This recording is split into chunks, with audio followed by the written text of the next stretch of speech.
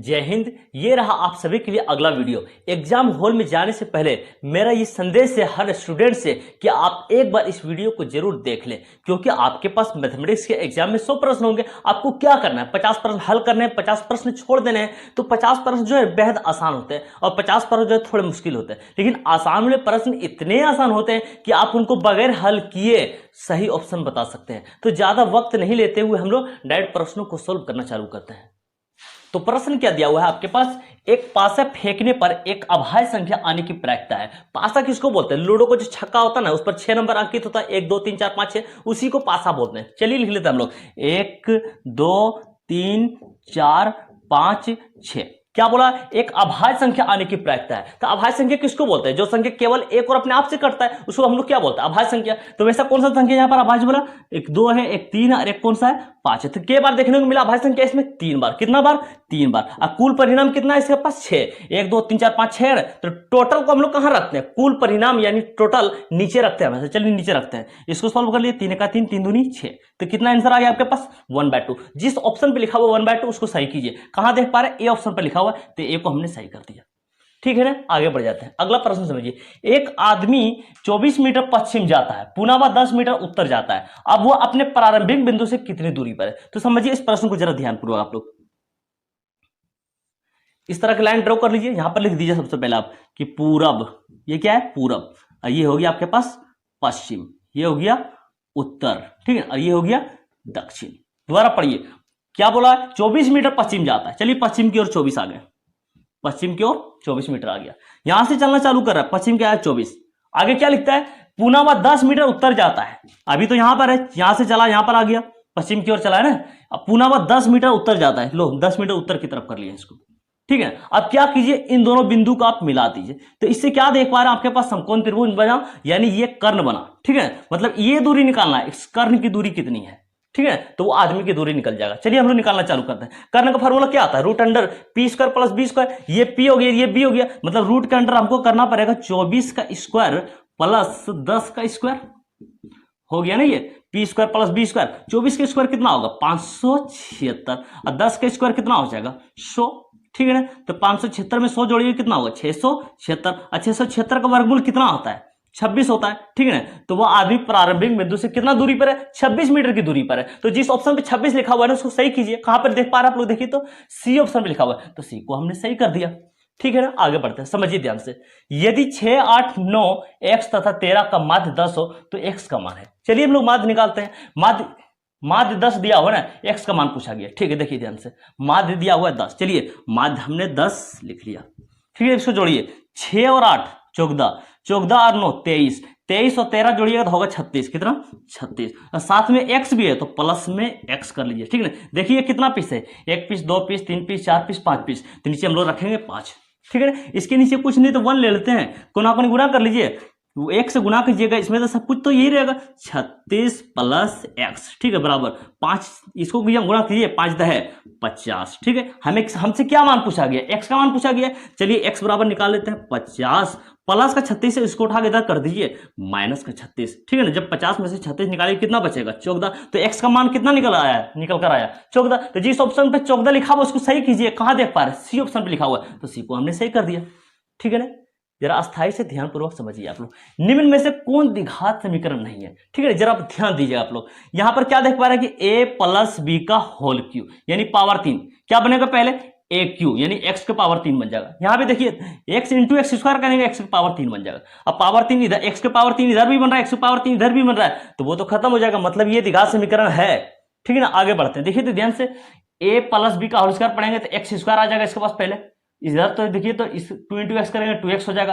तो अनुमान तो हमें मिल गया कि ये भी द्विघात समीकरण है, लेकिन हमसे पूछा गया द्विघात समीकरण नहीं है, ये चीज पूछा गया। इसको पढ़िए तो a plus B into A minus B, तो A square minus B square, X का स्क्वायर करेंगे माइनस 2 का स्क्वायर करेंगे, है ना। जब एक्स का स्क्वायर मिल रहा है हमें तो ये द्विघात समीकरण है। देखिए तो डी ऑप्शन वाला द्विघात समीकरण नहीं है। और क्यों नहीं है? इसके पास एक्स स्क्वायर है, समझिए आप इस बात को, इसके पास एक्स स्क्वायर है, ठीक है, प्लस 1/x स्क्वायर। जब ये एक्स स्क्वायर नीचे है, जैसे ही ऊपर जाएगा तो इसका चिन्ह जो बदल जाएगा, पावर जो है माइनस में हो जाएगा।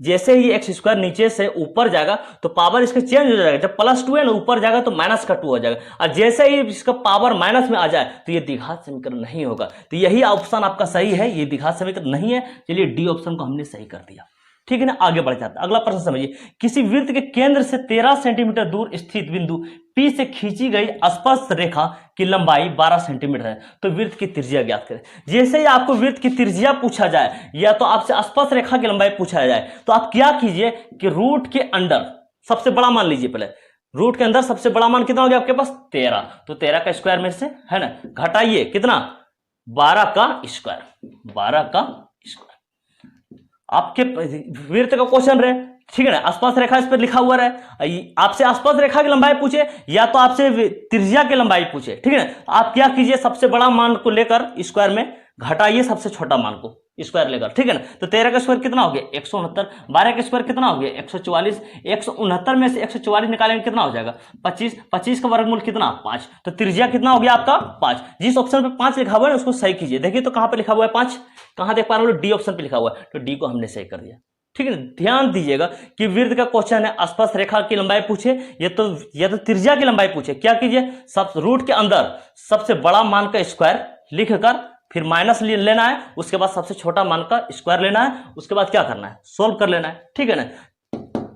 चलिए आगे बढ़ते हैं हम लोग। अगला प्रश्न समझिए, क्या दिया हुआ है tan square theta minus sec square theta का मान किसके बराबर है। समझिए कितना आसान है ये। हम लोग फार्मूला ये वाला पढ़े थे, ध्यान दीजिए। तो आप लोग हम लोग फार्मूला पढ़े थे इसका कि sec square theta minus tan square theta बराबर 1 होता है। लेकिन आपके पास ये चीज नहीं दिया हुआ, ये उल्टा दे दिया।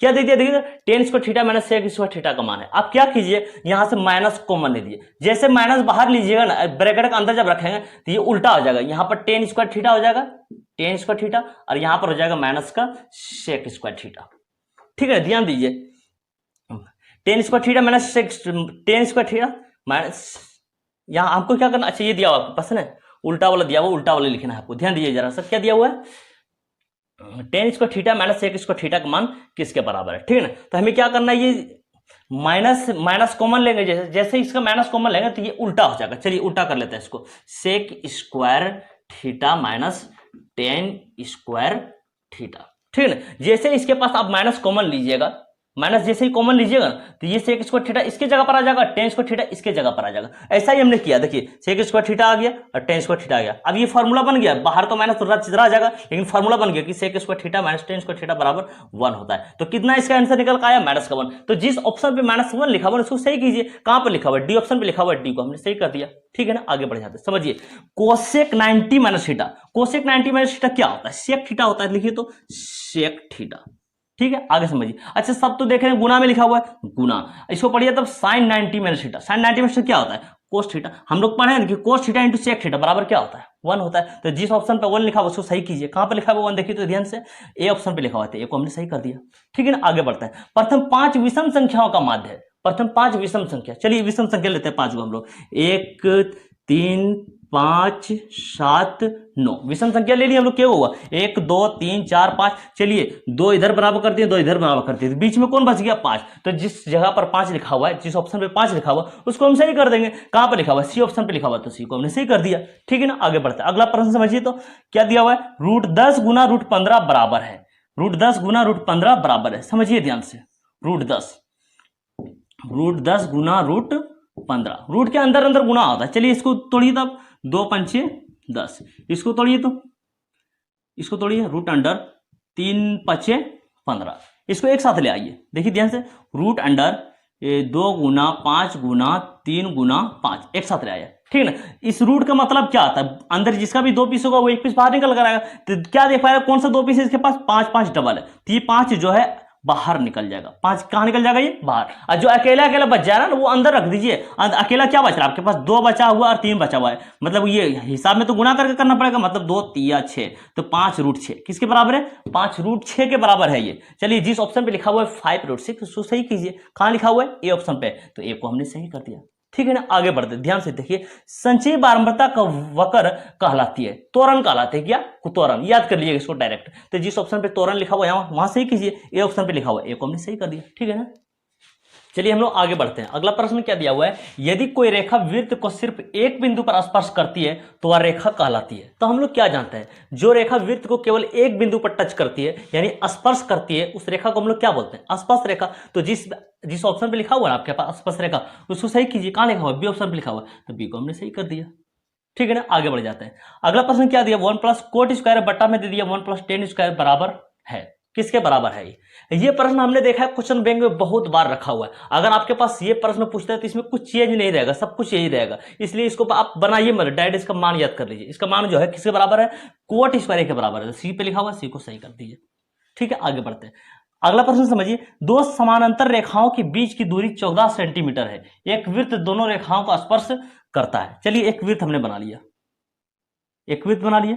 क्या बोल रहा है कि एक वृत्त दो रेखाओं को स्पर्श करता है, दो रेखाओं का स्पर्श करता है, इस प्रकार से दो रेखाओं को स्पर्श करता है।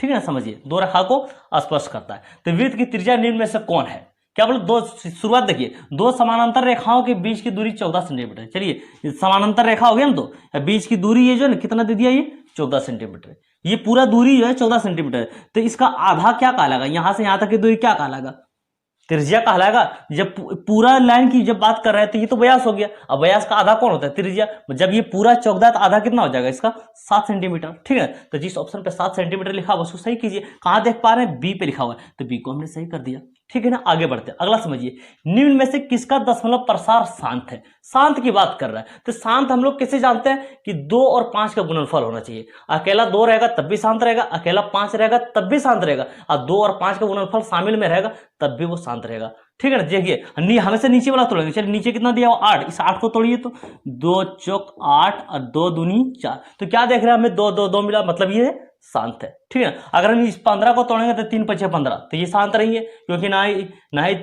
ही 2 मिलता है हमको, ना ही 5 मिलता है। ठीक है ना, तो हमें शांत कौन सा मिल गया, चलिए शांत का तो आंसर मिल चुका है, ए ऑप्शन वाला 3/8। आगे बढ़ जाते हैं। अगला समझिए 95 नंबर, बिंदु ए इतना दिया हुआ है और बिंदु बी इतना दिया हुआ है, को मिलाने वाली रेखाखंड का मध्य बिंदु है। ठीक है ना, आपके पास 2 बिंदु दिया हुआ है और मध्य बिंदु निकालने के लिए बोले, मध्य बिंदु है ना, मध्य बिंदु है निकालने के लिए बोले, तो आप क्या कीजिएगा, पहला को पहला से जोड़िए, 2 जोड़ 4 कितना हो गया, 6, नीचे 2 लीजिए। ठीक है, कोमा, दूसरा को दूसरा से जोड़िए, -4 और -2 कितना हो गया, -6, नीचे 2 ही लेना है। ठीक है, चलिए हिसाब लगाइए इसका, 2 3 6, इसका भी हिसाब लगाइए, 2 3 6, तो कितना देख पा रहे हैं, 3, -3। तो जिस पर लिखा हुआ है 3, -3, उस ऑप्शन को सही करेंगे। देखिए तो कहां लिखा हुआ है 3, -3, कहां देख पा रहे हैं, सी ऑप्शन पे लिखा हुआ है, तो सी को हमने सही कर दिया। ठीक है ना, आगे बढ़ते हैं, जरा ध्यान से समझिए। अगला प्रश्न क्या दिया हुआ है, एक वृत्त की परिमाप एक क्षेत्रफल के माप बराबर हो तो वृत्त की त्रिज्या होगी। इस पॉइंट को पकड़िए आप, क्या बोला है, वृत्त की परिमाप है ना क्षेत्रफल के बराबर है। वृत्त का परिमाप का फॉर्मूला हम लोग क्या जानते हैं, 2πr। अब वृत्त का क्षेत्रफल का फॉर्मूला क्या जानते हैं, πr²।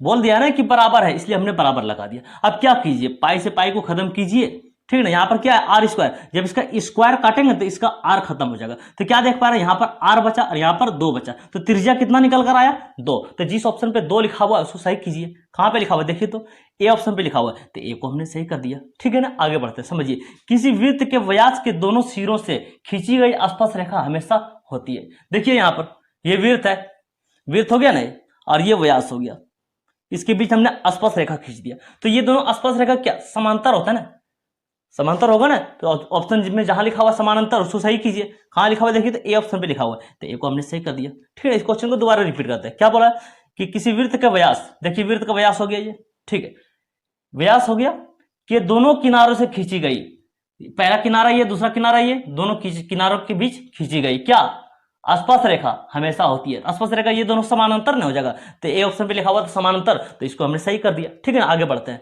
58 नंबर समझिए, किसी 5 सेंटीमीटर भुजा वाले घन को काट कर 1 सेंटीमीटर भुजा वाला कितने घन बनाए जा सकते हैं। ठीक है ना, क्या बोला, 5 सेंटीमीटर भुजा वाले घन। अच्छा, घन का आयतन क्या होता है, भुजा क्यों, हमारे पास भुजा कितना दे दिया, देखिए ध्यान से, हमारे पास भुजा 5 दे दिया है, तो 5 का क्यों हो जाएगा, 25 5 125 सेंटीमीटर क्यों हो जाएगा, ये भुजा कितना हो जाएगा, इसका आयतन कितना हो जाएगा, 125 सेंटीमीटर क्यूब। आगे क्या लिखता है कि वो काट कर 1 सेंटीमीटर भुजा वाले कितने घन बनाए जा सकते हैं। 125 सेंटीमीटर, देखो 1 सेंटीमीटर वाला 1 घन हो गया, तो 125 सेंटीमीटर की उससे कितने घन बनाए जा सकते हैं, 125 घन बनेगा। तो जिस ऑप्शन पे 125 लिखा हुआ है ना उसको सही कीजिए, ठीक है ना। सी पे लिखा हुआ है तो सी को हमने सही कर दिया, ठीक है। आगे बढ़ जाते हैं, अगला समझिए। एक साथ 2 पासे को उछालने पर प्राप्त संख्याओं का जोड़ 7 होने की प्रायिकता है, ठीक है ना। 2 पासा लिया जा रहा है, जब दोनों पासा उछाला जा रहा है तो नीचे जैसे गिर रहा है, जब दोनों पर जोड़ा जा रहा है कितना कितना अंक आया तो वो 7 हो जा रहा है। तो ये कितना बार हो रहा है, देखिए तो ध्यान से। 2 पासा है, जब उसको गिराए तो पहला पर 1 आया, दूसरा पर 3, पहला पर 4 आया, दूसरा पर 3 आया, इसको मिलाए तो कितना हो गया, 7 हो गया। देखिए तो इस पर पहला पर 3 आया, इस पर 4 आया, तो मिलाए तो कितना हो गया, 7 हो गया। कितना बार होता है ये आपके पास, इस पर 6 आया, इस पर 1 आया, तो कितना हो गया, 7 हो गया। इस पर 1 आया और इस पर फिर 6 आया, तो कितना हो गया, 7 हो गया। और ढूंढिए तो किस पर 7 हो रहा है, 7 होना चाहिए, ठीक है। और किस पर हो रहा है ढूंढिए, जरा ध्यान से लगाइए, और छूट रहा आपसे कुछ जो 7 हो रहा है। देखिए इसमें 6 से ज्यादा नहीं ले सकता। नंबर के पासा में जो है 1 होता है, 2 होता है, 3 होता है, 4 होता है, 5 होता है, 6 होता है। इससे ज्यादा पासा में नंबर नहीं होता है, ठीक है ना। 6 अंक आप देखिए तो किसको लेने से 7 बनता है, इसमें 6 एक साथ ले लिए हमने, हाँ 5 2 छूट रहा है, 5 और 2 7 जोड़िए, इसमें 5 जोड़ 2 कितना हो गया, ये 7, 2 जोड़ 5 कितना हो गया, ये 7। एक पीस भी आपके पास छूट गया अगर तो गलत हो जाएगा। तो ये चीज हम लोग कितना बार देख रहे हैं कि कितना बार आया है, 1 बार, 2 बार, 3 बार, 4 बार, 5 बार, 6 बार देख रहे हैं कि 6 बार ऐसा कंडीशन हमें मिला कि जब वो गिरता है तो 7 बनता है। इसके अलावा और कोई और नहीं आएगा, ठीक है ना। तो क्या बार बना, 6 बार, तो हम लोग 6 ऊपर लिख लिए, ठीक है। 2 पासा है तो एक पासा जब गिराते हैं तो कुल परिणाम होता है 6, ठीक है ना। जब 2 पासा को गिराएंगे तो कुल परिणाम हो जाएगा 6 छक 36, और कुल परिणाम यानी टोटल को हम लोग नीचे रखते हैं। चलिए इसको कट लगाइए, 6 का 6 6 छक 36, तो आपका आंसर कितना आ गया, 1/6। जिस ऑप्शन पे 1/6 से सही कीजिए, बी ऑप्शन पे, बी को हमने सही कर दिया, ठीक है ना। जरा स्थायी पूर्वक लीजिएगा। चलिए आगे बढ़ते हैं, क्वेश्चन नंबर 100 नंबर समझिए। एक सिक्का को उछालने पर एक चीत आने की प्रायिकता होगी, ठीक है ना। एक सिक्का फेंका जा रहा है तो इसके चीत आने की प्रायिकता पूछा गया, इसका आंसर 1/2 हो, ठीक है ना। एक सिक्का जब उछाला जाता है ना तो दोनों पर जो है कुल संभावना आता है, चीत आने की प्रायिकता पूछे या पट आने की प्रायिकता पूछे, सीधा आंसर इसका 1/2 लगाइए। तो जिस ऑप्शन पे 1/2 उसको सही कर देंगे हम लोग। चलिए सही कर दिए, ठीक है ना। Oh, let me up with a bright smile on now. Put me in the dark, so won't get lost now. To the moonlight, eyes you, Maria right now.